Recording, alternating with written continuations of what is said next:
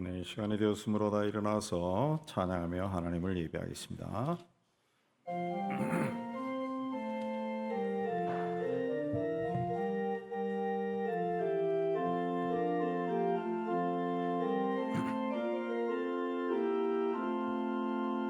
피난처 있으니 혼란을 당한 자 이리 오라. 강들이 변하고 물결이 일어나 산 위에 넘치되 두렵잖네. 이방이 떠들고 나라들 모여서 진동하나. 우리 주 목소리 한 번만 parla면 천하의 모든 것 망하겠네. 만유주 하나님 우리를 도우니 피난처여. 세상의 난리를 고치게 하시니 세상의 창검이 쓸데없네.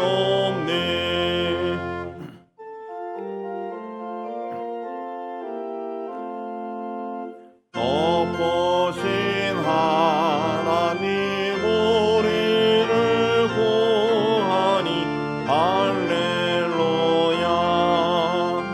괴로움이 심하고 혼란이 극하나 피난처 되시는 주 하나님. 다 같이 참여의 기도 드리겠습니다. 하나님 아버지, 서로 사랑하라고 하셨지만 따뜻한 마음으로 사람들을 보지 못했습니다. 내 생각과 지식과 경험으로 늘 사람을 판단하였습니다. 복의 근원이 되는 축복을 주셨지만 이기적인 마음이 늘 앞서서 그렇게 살지 못하였습니다. 하나님의 영광을 위해 한다고 말하면서도 실상은 나의 영광을 위해 일하였습니다. 신앙생활을 시작한 지 오래되어도 여전히 세상적인 가치관에 흔들리며 살고 있습니다. 하나님의 말씀보다 인간의 지식과 경험을 앞세우고 살았습니다. 주님, 사죄의 말씀으로 우리를 새롭게 하옵소서. 주님과 하나님의 죄를 침묵 가운데 고백합니다.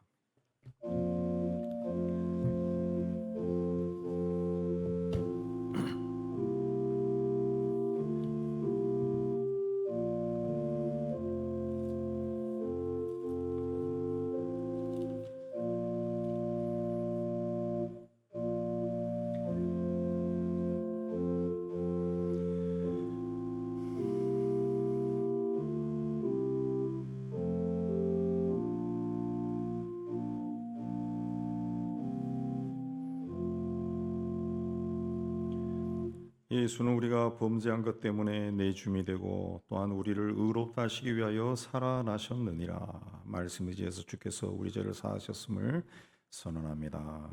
아멘. 신앙 고백합니다. 전능하사 천지를 만드신 하나님 아버지를 내가 믿사오며 그 외아들 우리 주 예수 그리스도를 믿사오니 이는 성령으로 잉태하사 동정녀 마리아에게 나시고 본디오 빌라도에게 고난을 받으사 십자가에 못 박혀 죽으시고 장사한 지 사흘 만에 죽은 자 가운데서 다시 살아나시며 하늘에 오르사 전능하신 하나님 우편에 앉아 계시다가 저리로서 산자와 죽은 자를 심판하러 오시리라. 성령을 믿사오며 거룩한 공예와 성도가 소리타는 것과 죄를 사하여 주시는 것과 몸이 다해 사는 것과 영원히 사는 것을 믿사옵나이다. 아멘. 우리 앉아서 186장 찬송합니다.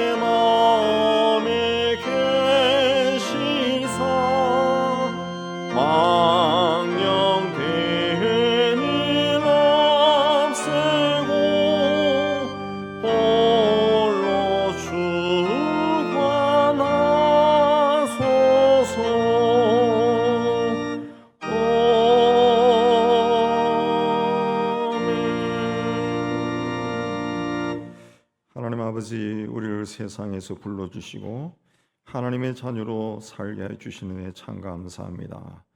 무엇보다 하나님을 잊어버리지 아니하고 하나님을 예배하러 이 자리에 올라오게 해주시는 데 감사합니다.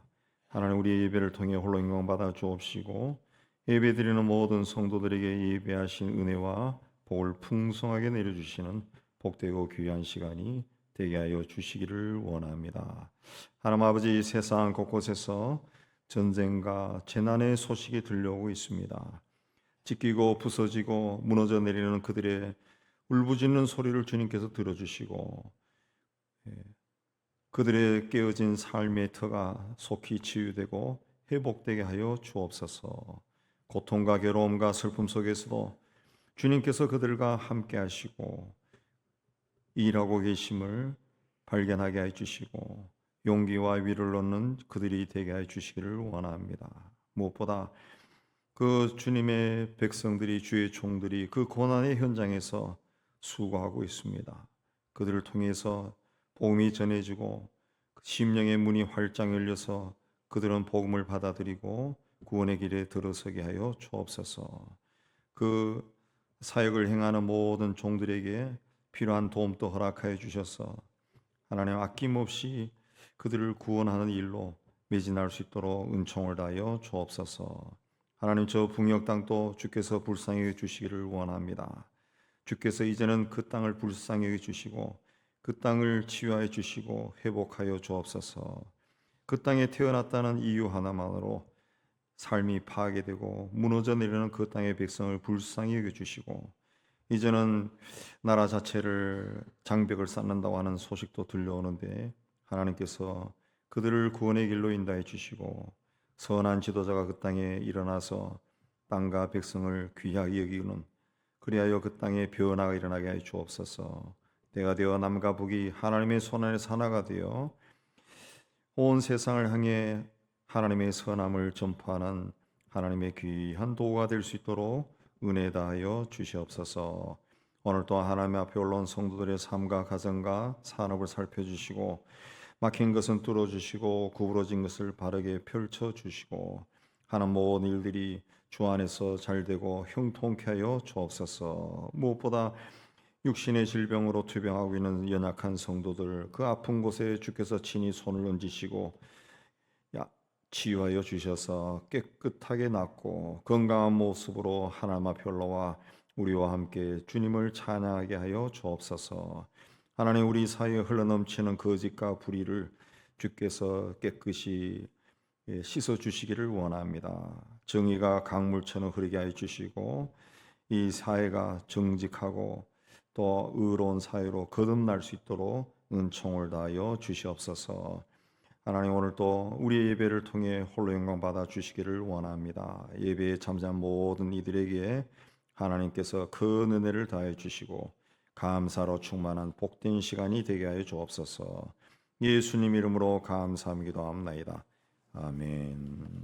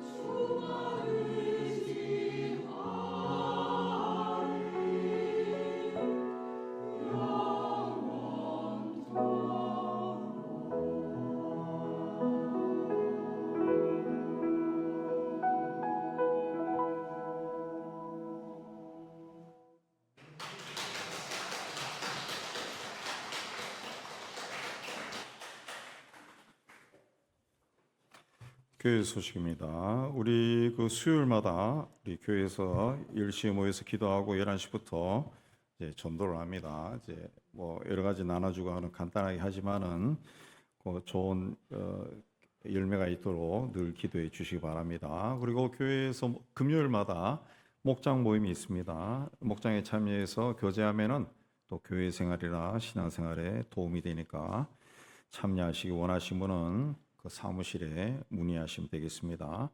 그 다음 주일에는 1, 2부 예배 시간에 대만에서 선교하는 우리 김성윤 선교사 인솔로 대만의 목회자들이 한 10분 교회 방문해서 특송하면서 같이 예배드리는 시간 갖도록 하겠습니다. 그리고 지난 9월 말에서 10월 초에 네팔에서 큰 홍수가 발생해서 굉장히 어려움을 많이 겪고 있습니다. 우리 교회에서 초기 2000년대 초기에 한 3년 동안 사역했던 우리 정경자 전도사님이 부부가 네팔에서 선교 활동을 하고 있습니다. 편지와 사진을 보내왔는데 많이 어려움이 당한 사람들이 참 많은 것 같습니다.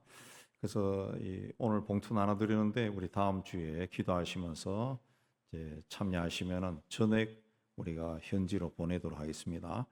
우리 교회는 이제 일반적으로 어떤 재난이 발생한데 뭐 KBS를 통해 뭐 헌금한다든가 그런 건 안 하고 우리 선교사들이 있는 지역에 어려움이 생겼을 때 직접 보냅니다. 그렇게 할 때 효과도 크고 실질적인 도움을 줄 수가 있습니다. 그래서 튀르키예 지진 났을 때도 현지 선교사에게 직접 보내고 주변의 목사님들도 그렇게 많이 참여했어요. 그래서 다음 주에 조금씩 돕는 손길이 되면 우리가 갈 수 없지만은 우리의 손이 되는 분들을 통해서 좋은 일을 할 수 있도록 도와주시면 고맙겠습니다.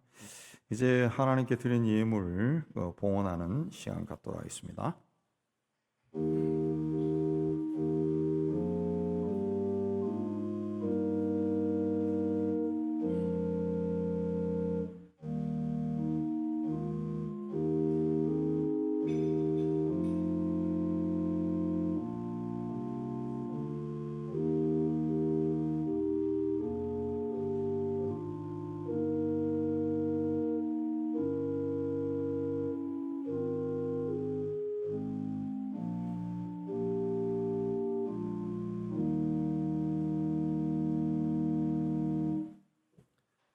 다 일어나서 찬양합니다.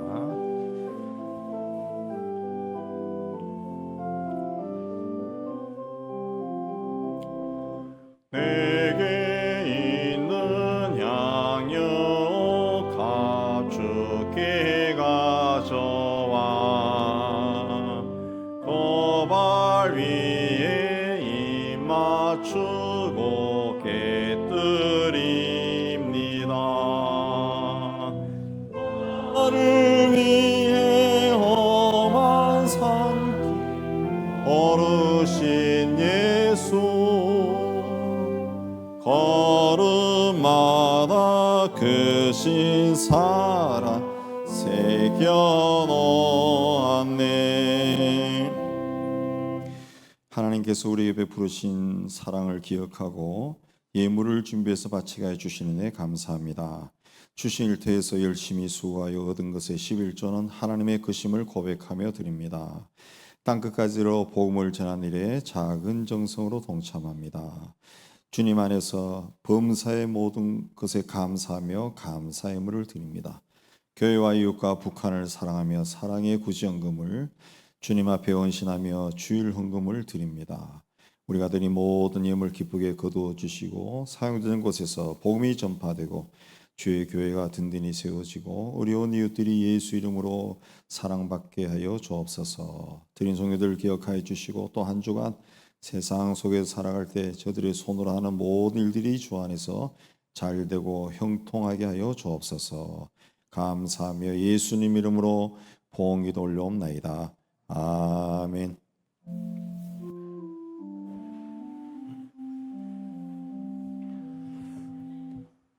이제 오늘 하나님이 주시는 말씀은 갈라디아 5장 16절에서 26절입니다. 308페이지입니다. 제가 지은 성경 우리 한 절씩 교도합니다. 내가 이르노니 너희는 성령을 따라 행하라. 그리하면 육체의 욕심을 이루지 아니하리라.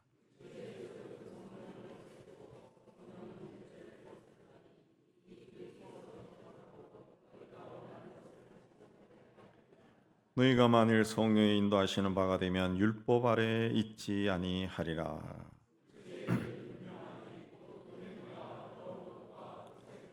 우상 숭배와 줄술과 원수 맺는 것과 분쟁과 시기와 분냄과 당짓는 것과 분열함과 이단과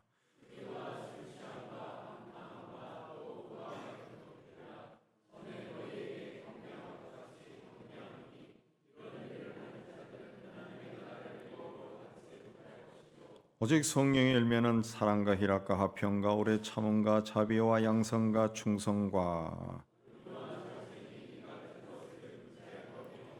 그리스도 예수의 사람들은 육체와 함께 그 정욕과 탐심을 십자가에 못 박았느니라. 헛된 영광을 구하여 서로 노엽게 하거나 서로 투기하지 말지니라. 아멘. 기도하겠습니다. 하나님 아버지, 이 시간 말씀을 받기를 원합니다. 전하는 종이나 받는 모든 성도들이 이 자리에 임재하신 성령 하나님의 교통함 가운데 있는 은혜의 시간이 되게 하여 주옵소서. 함께 말씀을 받고 깨달은 것은 삶 속에 실천하여 하나님의 뜻이 우리의 작은 삶을 통해 이루어지는 은총 가운데 살게 하여 주옵소서. 예수님 이름으로 기도합나이다. 아멘. 지난 금요일 저녁 무렵에 우리 백일동 어느 집에 불이 났습니다. 우리 교회 뒤쪽에. 그래서 소방차들이 왱왱거리고 오고 순식간에 한 200여 명의 사람들이 몰려들었습니다. 예, 불이 빨리 진압되어 2시간이 안 돼서 소방차들이 하나둘 나가고 또 사람들도 흩어졌지만은 또 남아있는 사람들도 꽤 많이 남아서 삼삼오오 이야기하는 것을 볼 수가 있었습니다. 그때 세상 저쪽에서 벌어지는 일들을 뉴스를 통해 전해 듣는 우리의 모습이 오버랩되었습니다. 자, 러시아와 우크라이나 전쟁으로 양측 모두 숨지거나 다친 사람이 100만 명이 넘고 이스라엘과 하마스 전쟁으로 4만 명이 넘는 사람들이 죽고 10만여 명이 다쳤다고 합니다. 살던 집이 파괴되어 돌아갈 집이 없는 사람도 수십만 명입니다. 뉴스를 통해 사진이나 영상으로 볼 수 있는 그들의 모습은 슬픔과 두려움과 고통으로 가득 차 있습니다. 어저께도 한 사진을 보니까 그 노새가 끄는 그 수레에 짐을 싣고 피난 가거나 자전거에 짐을 싣고 가거나 혹은 걸어서 가는 사람들을 볼 수 있었는데 그들이 그 나오는 그 도시 자체가 완전히 파괴되어서 무슨 그 미래 종말을 다룬 어떤 영화의 한 장면과 똑같더라고요. 똑같. 예. 그런 데서 그 나오고 있어요. 자, 우리는 그들의 모습을 멀리서 뉴스를 통해 들으면서 참 안타까워하지만은 재난을 겪는 당사자들은 말할 수 없는 이 고통과 절망 가운데 또 슬픔 가운데 그 하루하루를 지내고 있을 겁니다. 우리나라는 OECD 회원국 중에 자살률이 세계 1위가 됩니다.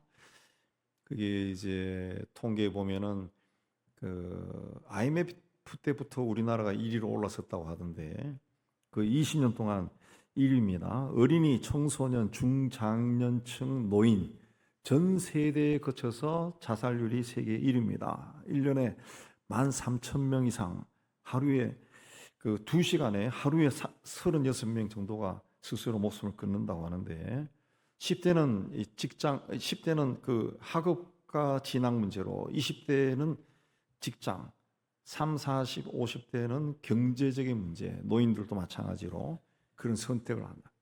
예.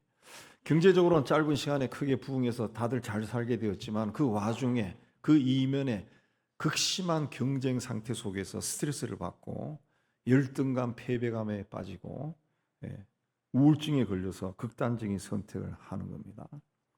사람이 병에 걸려 죽거나 또 연세 많은 부모님들이 또 나이가 들어 늙어 죽어도 집안이 굉장히 슬퍼지는데 가족 중에 이런 사람이 생기면 남은 가족들의 충격과 그 슬픔은 이루 말할 수가 없을 겁니다. 게다가 우리 사회는 해방 후에 좌우파로 갈라져서 극심하게 대립하고 그 이후에 또 전쟁이 일어났습니다. 그 전쟁을 인해서 거의 모든 그 민족의 그 가슴을 막 핥혀서 상처를 받지 않은 사람이 없을 정도입니다. 모든 우리 일가 친척 중에 그런 이 고통을 겪는 사람들이 있다는 거죠. 당사자들은 마찬가지고. 그래서 이 백성들의 마음 속에는 그 알게 모르게 원망과 불만과 분노가 차 있어요. 서로 불신합니다. 그래서 다투고 쉬운 일로 별거 아닌 일로 다투고 판단하고 정죄하고 미워하고 증오하고 그러다 보니까 이 한민족이 백의 민족이고 뭐 사랑하고 친절하고 하지만 실질적으로는 그 내면 세계는 굉장히 이기적인 습성이 오랜 시간 동안 이 축적이 돼 가지고 학교와 지역과 직종과 성향에 따라서 끼리끼리 모이고 자기들끼리의 이익을 추구하고 또 뭔가를 가진 사람 무엇을 가지고 있느냐 그걸로 사람을 평가한다. 어느 학교에서 이제 그 구제비를 전달하는 전달을 해야 그게 할당이 되어서 전달해야 되는데 우리 반에 구제 받아야 될 사람을 찾으니까 없어. 그래서 어떻게 했느냐? 아파트 평수 제일 낮은 애인데 가져가라. 그리고 이 동네 살지 않는 우리로 하면 송파구 여기 이 동네가 문정동이 아니라 이 어떻게 떡볶이 잘못해가지고 거여동에서 온 사람이 있으면 거여동에 사는 애인데 구제비를 주.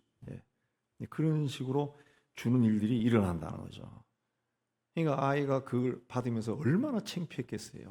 창피했겠어요. 근데 그런 거 생각하지 않고 그렇게 판단을 한다는 거죠. 그렇게 아무렇지도 않게 그렇게 한다는 거죠. 그러다 보니까 우리 사회가 크고 강하고 많은 것을 추구하게 되고 한탕과 대박을 꿈꿉니다.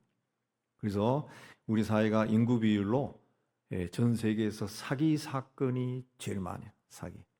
사기도 점점 규모가 커져서 조 단위로 일합니다. 웬만한 건 다 수천억이고 조 단위예요. 어떻게 그걸 치는지 참 머리도 좋다 그 생각이 들 정도인데 그러니까 영적으로 본다 그러면 악한 영이 이 땅의 모든 사람들의 심령을 사로잡고 있는 겁니다. 죽음의 영, 어둠의 영이 우리 사회를 뒤덮고 있는 겁니다. 그래서 경제적으로 나아졌지만 도덕과 윤리의 벽은 추락해버렸어요.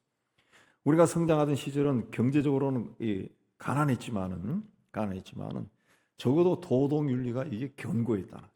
어른을 섬길 줄 알고. 그러나 지금은 상상도 할 수 없는 일들이 많이 일어나. 상식적인 것도 아니라고 부인하고 거짓도 포장합니다. 나아가 또 처처에 자기가 그리스도라고 주장하는 사람들이 이것도 인구 비율로 세계에서 우리나라에 제일 많습니다. 제일 많습니다. 뭐 기독교인이 카톨릭까지 합쳐서 1,000만 명이라 그랬는데 카톨릭 한 300만 명 빼면 기독교인 700만 명이면 700만 중에서 한 100만 명, 200만 명이 사이비이단이라고 사이비이단. 나아가 저 북쪽은 말로 표현할 수 없을 정도로 비인간적인 일들이 많이 일어납니다. 거기 살다 온 사람들 이야기를 보면 지옥이 따로 없어요. 살아있는 지옥이라는 거죠. 창세기 6장 5절에 하나님께서 땅 위에 사람을 지으신 것을 한탄하셨다 그랬습니다. 왜냐하면 사람들이 마음으로 생각하는 것이 항상 악한 계획밖에 없더라는 거예요. 예수님도 예수님 시대를 악하고 음란한 시대라 그랬습니다. 왜냐하면 예수님께서 설명하시기를 마귀가 와서 곡식 가운데 가라지를 뿌렸기 때문이다 그랬습니다. 마귀가 하나님이 지으신 세상을 악하고 부패하고 타락하게 만듭니다. 주님이 오실 때가 되어가면 우리가 이제 기독교에서 할 때는 마지막 때 주님이 오실 때 그래야 하는데 영적으로 주님이 오실 때가 가까이 온다는 것을 마귀도 느낄 겁니다. 영적인 존재니까. 그럼 세상이 어떻게 될까요? 이전보다 더 악해진다. 인간의 생각과 말과 행동과 생활이 점점 악해진다. 그럼 우리가 앞으로 살아갈 세상은 절대로 선한 세상이 아니에요. 더 악한 세상이에요. 더 악한 세상. 여러분들 뭐 스마트폰으로 한두 번 뭐 놀란 적이 있을 거예요. 그래서 저도 한 번 실수하려고 하다가 안 했지만은 알아차렸지만은 뭐 문자로 뭐 아빠 뭐 액정이 깨졌어 뭐 이런 것도 나오고 뭐 그런 건 많잖아요. 뭐 또 투자 뭐 소개한다 해서 어떤 건 진짜 같아요. 제가 한 5, 6년 전에 인터넷 뱅킹 하다가 이게 화면이 좀 흐려. 이상한 것 같아요. 조금 하다가 중지했는데 그 은행에 딱 뛰어갔죠. 뛰어가니까 은행 홈페이지 자체를 그냥 따로 만드는 해킹이더라고. 그게 그 당시에 또 유행했죠. 그러니까 점점 악해진 거예요. 점점 악해진 거예요. 예. 진짜 누구를 믿어야 할지 모르는 그런 시대가 되어 가는 겁니다. 자, 이런 시대에 우리는 어떻게 살아야 되느냐? 제일 먼저 우리 안에서 일어나는 죄를 죽여야 됩니다. 죄는 은밀하고 조용하고 쉬지 않게 활동합니다. 우리를 넘어뜨리기 위해 호시탐탐 노립니다. 천사의 얼굴을 하고 다가옵니다. 죄는 이렇게 바깥에서 오기도 하지만 우리 안에서도 이 죄성이 지금은 이제 수그리고 있지만은 우리 예수의 건세로 이게 틈만 타면 다시 일어나요. 그래서 바울도 로마서 7장에 내 지체 속에 한 다른 법이 내 마음에 벗가 싸워 내 지체 속에 있는 죄의 법으로 나를 사로잡는다. 자기 안에 죄가 있다. 그 죄가 나를 사로잡는다. 그래서 내가 원하는 선은 행하지 아니하고 원하지 않은 악을 행하게 하는구나. 바울도 자기가 악을 행한다. 왜? 내 안에 있는 죄 때문에. 미국의 일부 주와 도시에서 세금 수입을 늘리기 위해서 이 마약을 합법화했습니다. 특히 대마 같은 경우. 그 후에 나타난 현상이 여러분이 뉴스에서 봤던 샌프란시스코나 필라델피아의 거리에서 좀비 같은 사람들이 마약에 취해가지고 가만히 있는 거죠. 가만히. 예, 그런 일들이 일어났어요.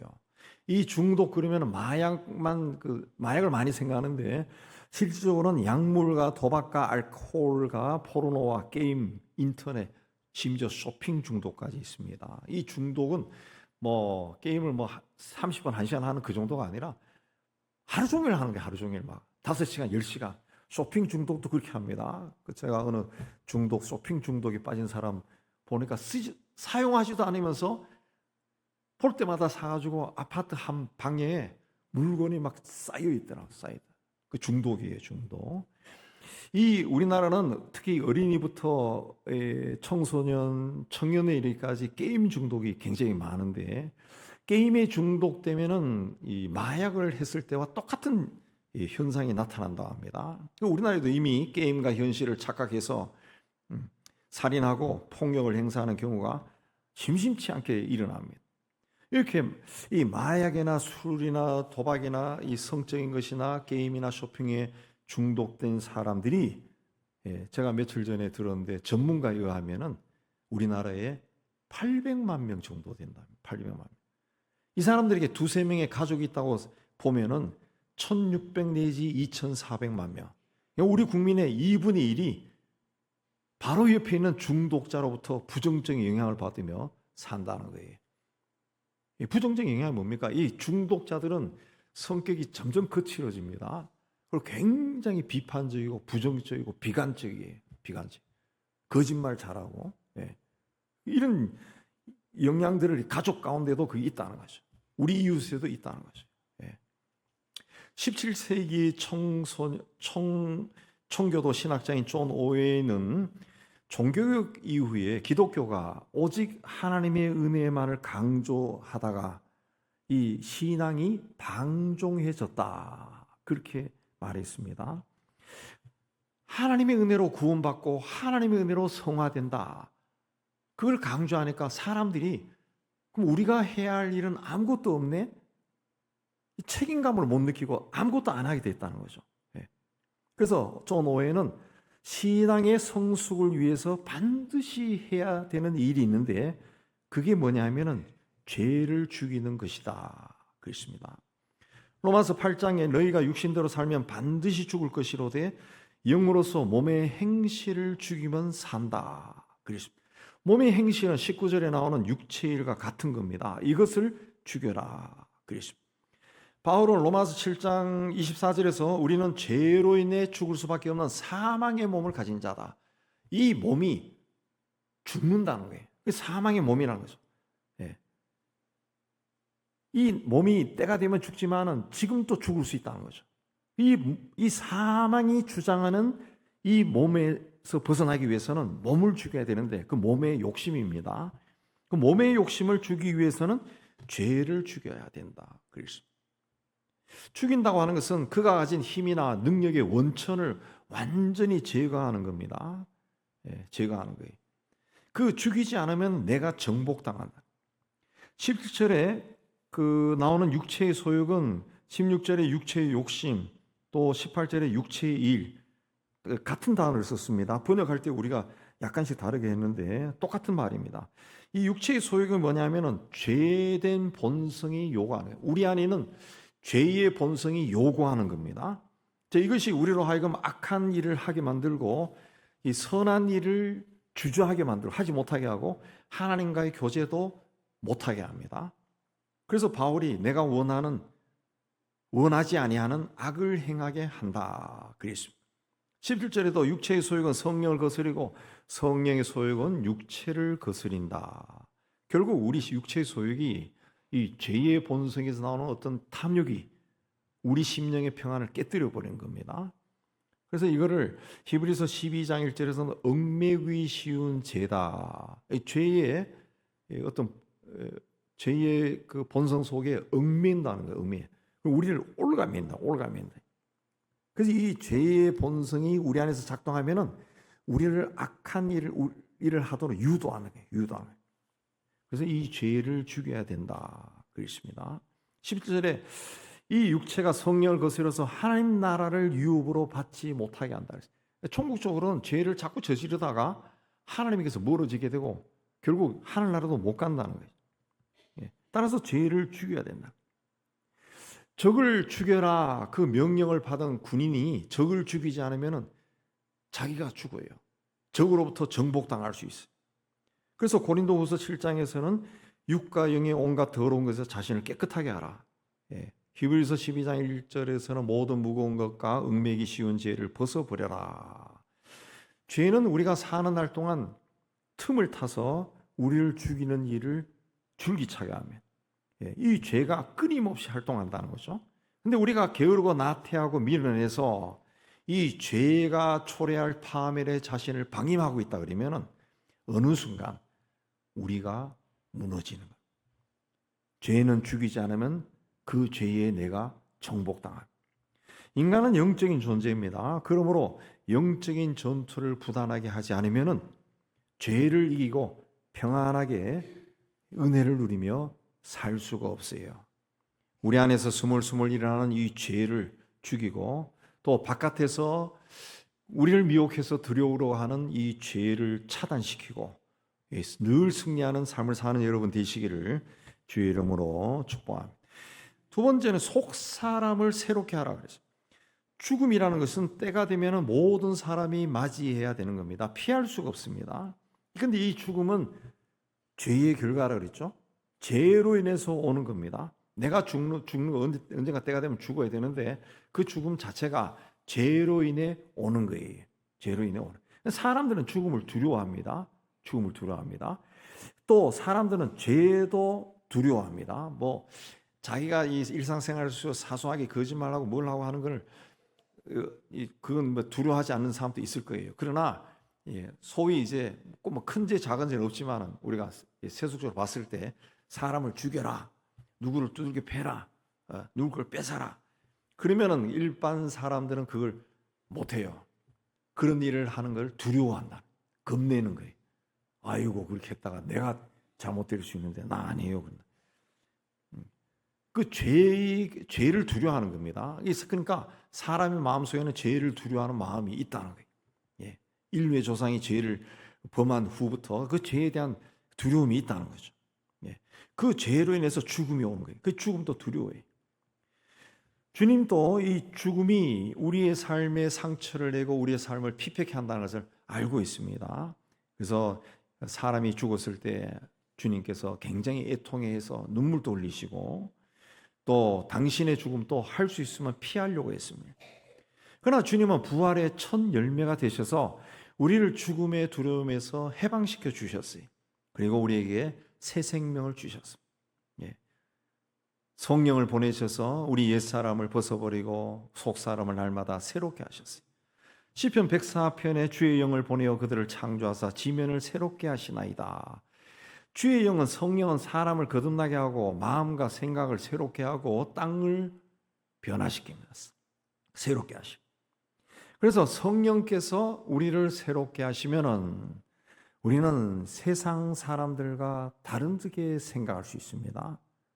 다른 생각을 한다.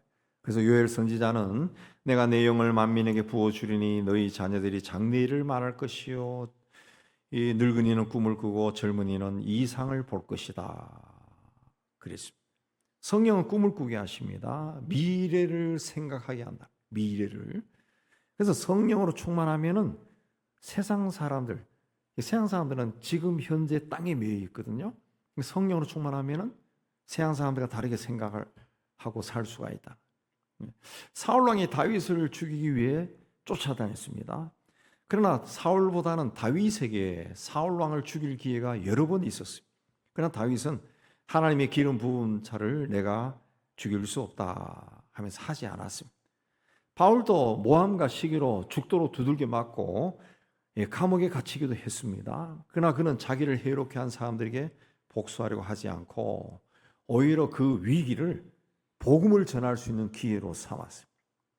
다윗이나 바울이 사람들과 다르게 생각하고 행동할 수 있었던 것은 그들이 하나님의 영으로 충만했기 때문에 그렇습니다.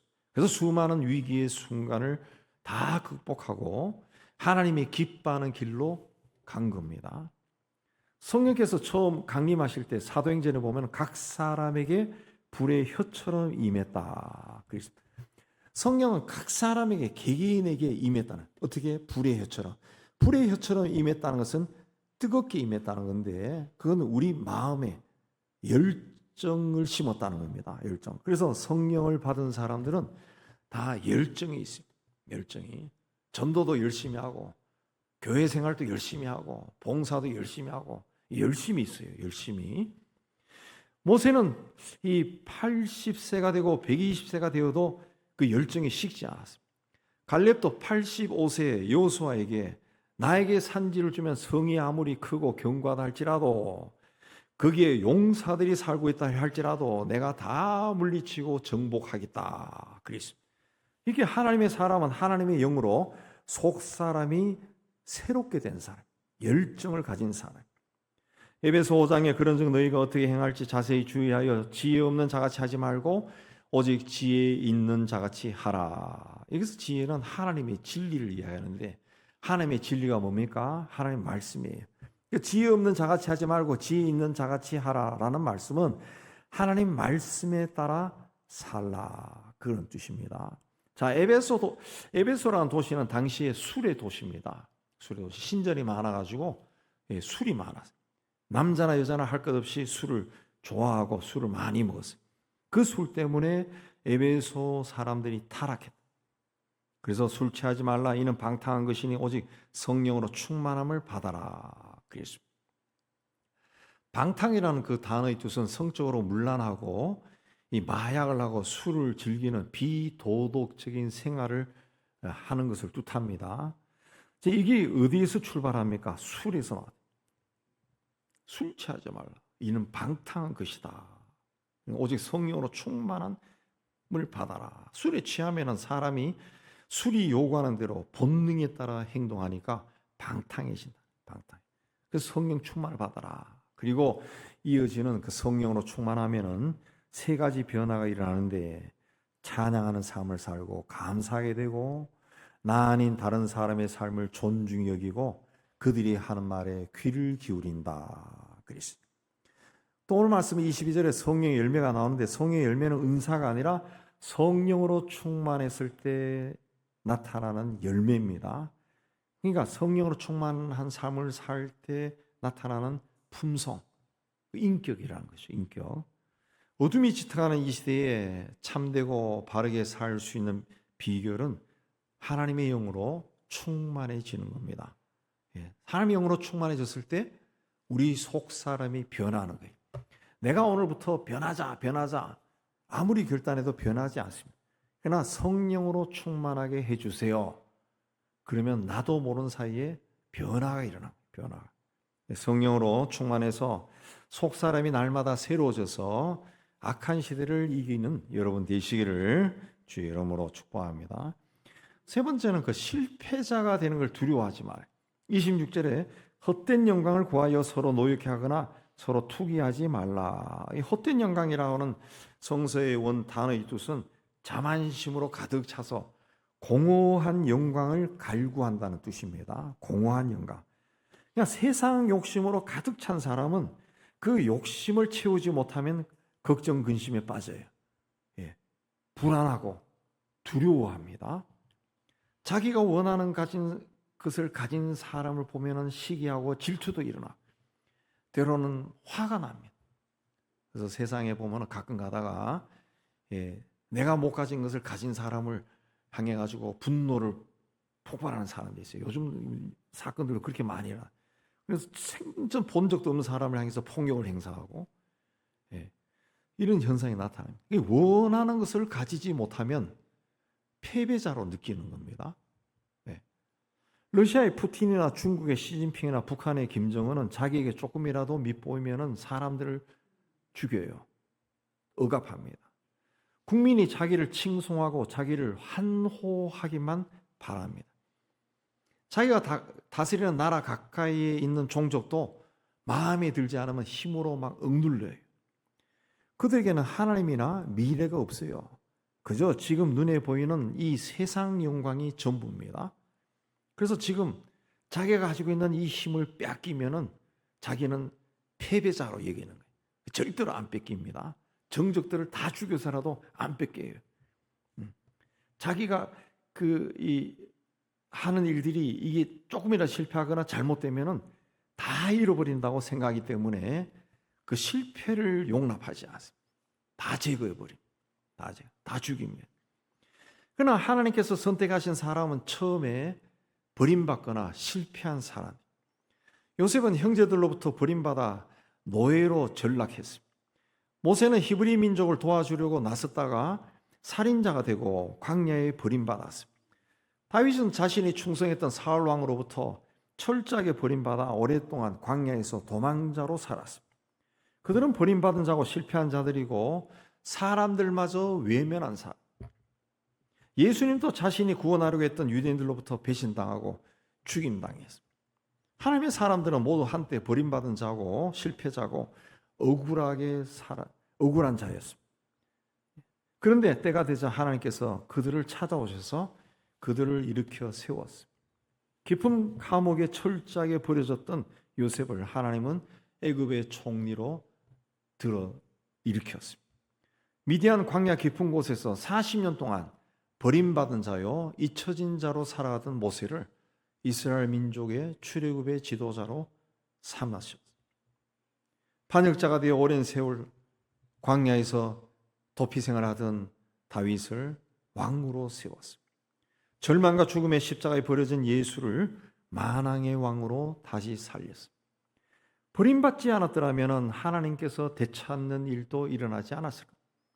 그렇게 버림받은 요셉이 없었다면 애굽의 총리 요셉도 나타나지 않았을 겁니다. 광야에 버려진 모세가 없었다면 출애굽의 지도자 모세도 없었을 겁니다. 억울한 도피자 다윗이 없었다면 믿음이 깊은 왕 다윗이란 사람이 나오지 않았을 거예요. 십자가의 죽음이 없었다면 부활의 영광도 없었을 겁니다. 실패하여 버려진 사람이 없다면 다시 일으켜 세우는 하나님의 구원도 없었을 거예요. 억울한 실패와 희생이 없었다면 하나님의 구원도 희망도 변화나 새로움도 없었을 겁니다. 시편 84편에 주께 힘을 얻고 그 마음에 시온의 대로가 있는 자는 복이 있다. 마음에 시온의 대로가 있다는 것은 어떤 환경에 처한다 할지라도 어둠이 아무리 깊어한다 할지라도 믿음과 희망을 가지고 하나님을 바라본다는 겁니다. 그런 사람에게는 하나님의 복이 있다. 그랬습니다. 세상이 아무리 어두워도 하나님을 향한 길이 열려 있다면 그 어둠이 우리를 지배할 수 없습니다. 시대의 어둠이 깊어진다 할지라도 하나님을 향한 마음은 오히려 빛이 날 겁니다. 예수께서 세상에 오신 그 시대도 어둠이 깊어가는 시대였습니다. 그 어떤 희망도 보이지 않는 그 시대에 예수께서 오셔서 나는 길이요 진리요 생명이다 그랬습니다. 예수 자신이 하나님께로 가는 시온의 대로가 된 겁니다. 중국이나 러시아나 북한은 그 권력자들이 권력을 휘두르고 자신이 원하는 대로 나라를 통치합니다. 그렇게 해서 본인들이 세상으로부터 모든 영광을 다 받으려고 합니다. 그 길을 위해서 그들은 오래전에 하나님을 버렸습니다. 아신 대로 북한을, 김일성은 젊은 시절에 주일학교 교사였습니다. 그 어머니 이름은 반석이요. 집안이 초기 선교사로부터 예수를 믿은 집안이. 그 어머니 집안에 목사들도 많아요. 지금 또 그쪽 동네 기독교 그 재단을 거지 기독교 재단은 다 그 외가 쪽입니다. 목사들. 그러나 하나님을 버렸습니다. 그리고 성경을 주체 사상으로 바꿔버렸습니다.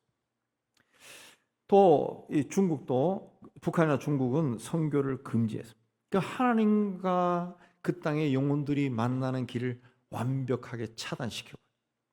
푸틴은 교회를 하나님이 아니라 국가에 충성하게 만들었습니다. 러시아 정교회는 하나님이 없어요. 국가입니다. 국가. 하나님과의 관계를 끊어야 그들이 원하는 권력과 탐욕을 채울 수 있기 때문에 그렇습니다. 그러나 그들을 기다리고 있는 것은 하나님의 심판과 형벌밖에 없습니다. 오늘날 온 세상에서 벌어지고 있는 이 전쟁은 하나님이 받으셔야 할 영광을 인간이 차지하려고 하는 욕심 때문에 일어나는 겁니다.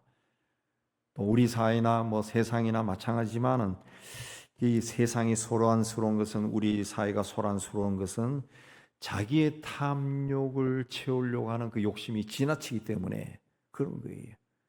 세상이 망가지건 사람들의 삶이 어찌되든 아무 상관이 없어요. 그런 사람들은 자기 욕심만 채우면 되는 거예요. 그러나 하나님은 끝까지 그들 마음대로 하도록 내버려 두지 않을 겁니다. 그러므로 우리는 세상의 어둠이 짙어질수록 하나님의 시간이 가까이 오고 있다는 것을 볼 수 있어야 됩니다. 하나님은 하나님께서 창조하신 세상을 인간들이 파괴하도록 방치하지 않습니다. 하나님, 그래서 어둠이 깊어지면 하나님이 친히 행동하실 때가 가까이 오고 있다는 것을 우리가 볼 수 있어야 돼요. 추수할 때 농부는 알곡은 알곡대로, 가라지는 가라지대로 분리해야 합니다. 하나님께서 어둠이 짙어가는 이 시대에 육체의 욕심으로 가득 찬 가라지들을 뽑아낼 겁니다. 그리고 하나님의 백성들은 알곡 창고로 인도할 겁니다. 이 믿음과 소망으로 죄와 어둠이 점점 짙어지는 이 시대에 우리 안에서 일어나는 이 죄의 길을 우리 스스로가 이제는 과감하게 끊어버리고 성령으로 충만해서 우리 속 사람을 날마다 새롭게 하고, 또 세상의 실패를 두려워해서 자꾸 인간적인 어떤 꼼수를 쓰려고 하는 그런 짓 하지 아니하고, 임마누엘로 우리와 함께하기 위해 이미 우리 안에 들어와 계신 주님을 찾고 그 주님과 동행하는 것이 최고의 행복이고 기쁨이다 라고 고백하시고 생각하시고 받아들이고, 그렇게 해서 주님과 동행하여 하나님의 기쁨이 되는 여러분이 다 되시기를 주의 이름으로 축복합니다. 하나님 아버지, 세상이 이 마귀가 모든 사람의 마음속에 욕심을 심어넣어서 이 사람들이 자기가 어딘 길로 가고 있는지도 모르고 다른 사람의 삶을 파괴하면서도 그 욕심을 채우기 위해 달려가고 있습니다. 하나님, 이 죄악의 세계에 어둠이 짙어지는 시대에 우리가 하나님의 말씀과 성령의 도움으로 깨달음을 얻게 해주시고 바른 길을 걸어가서 다윗이나 바울처럼 하나님이 기뻐하시는 존귀한 자가 될 수 있도록 은총을 다하여 주옵소서. 우리 예수 믿는 사람, 세상 이해관계에 따라서 이리저리 패거리가 되지 아니하고 하나님 편에 있는, 하나님과 동행하는 존귀한 자, 에녹처럼 되어서 하나님이 때가 되었을 때 그를 취하는 그런 역사가 우리에게도 일어나게 하여 주옵소서. 예수님 이름으로 기도하옵나이다. 아멘. 우리 515장 찬송합니다.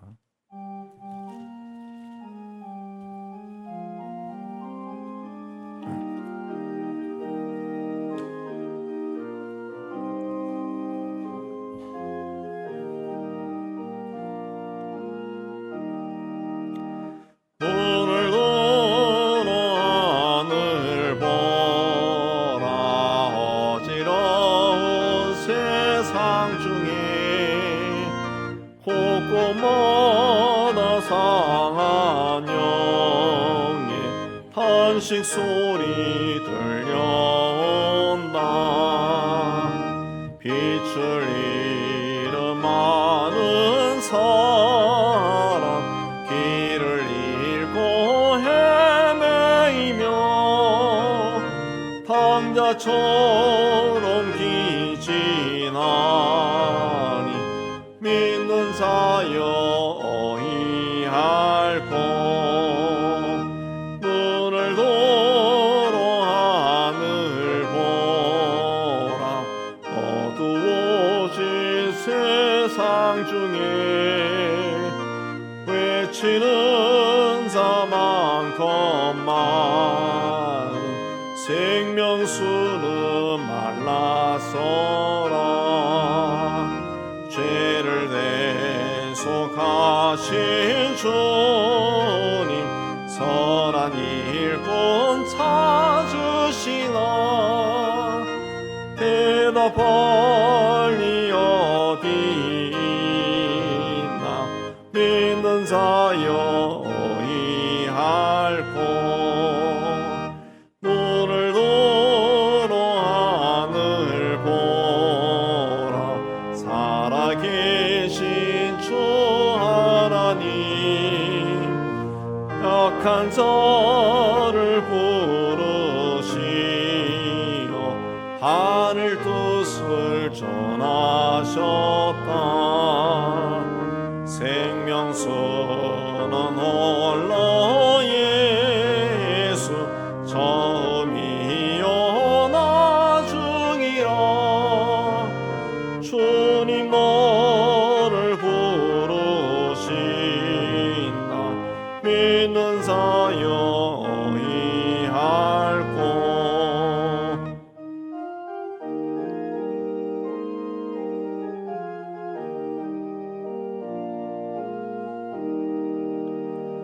눈을 들어 하늘 보라. 다시 사신 그리스도 만 백성을 사랑하사 오래 참고 기다리네. 인내하신 우리 고수 그의 심판하시는 날 혹 가까이 임하는데 믿는 자여 어이할꼬. 우리 이 시간에 받은 말씀 생각하며 결단하는 기도 하겠습니다. 하나님 아버지, 오늘도 하나님 앞에 올라와 예배로 영광 돌리고 또 말씀 받고 다시 세상 서로 삶의 터로 돌아가게 해주시는 데 감사합니다. 우리가 사는 시대가 어둠이 짙어가는 시대고 죄악이 흘럼치는 시대이지만 우리가 하나님의 은혜와 보호하신 가운데 세상과 타협하지 아니하고 세상 속에서 하나님의 자녀로 당당하게 살게 해 주옵소서. 우리 곁에 다가오는 모든 죄들 끊어버리고 하나님의 은혜로 말씀으로 성령으로 충만해서 승리하게 하여 인도하여 주시옵소서. 예수님 이름으로 기도합니다. 아멘. 우리 세상을 향해 희망을 선포합니다. 시작. 하나님의 희망을 보리라.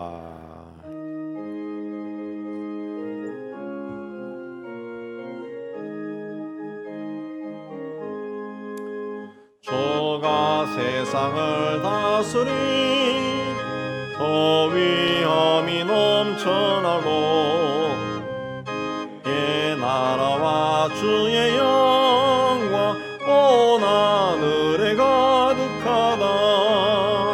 저 흉악한 마귀의 머리 다 멸망케 하시는 수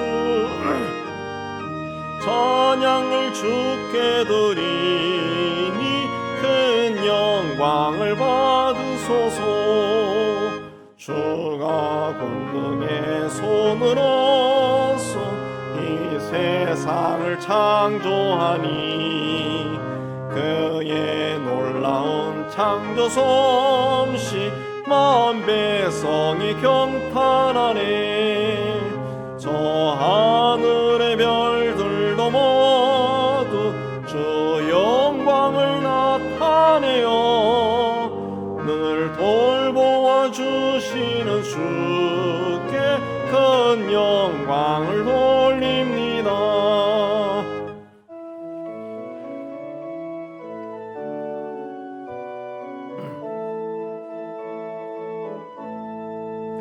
주가 세상의 피조물 인간에게 다 맡기고 순종하라는 말씀으로 그 권위를 주셨도다.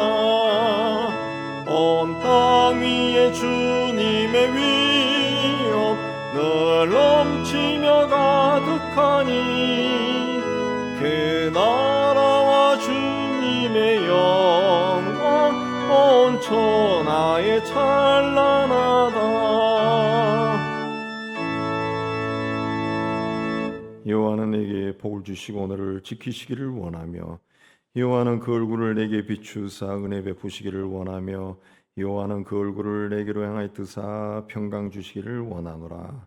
이제는 우리 주 예수 그리스도의 은혜와 하나님 아버지의 사랑하심과 성령의 교통하심이 주의 몸된 교회와 세상 속으로 흩어지는 하나님의 자녀들 위해 이제부터 영원까지 함께 있을지어다. 아멘.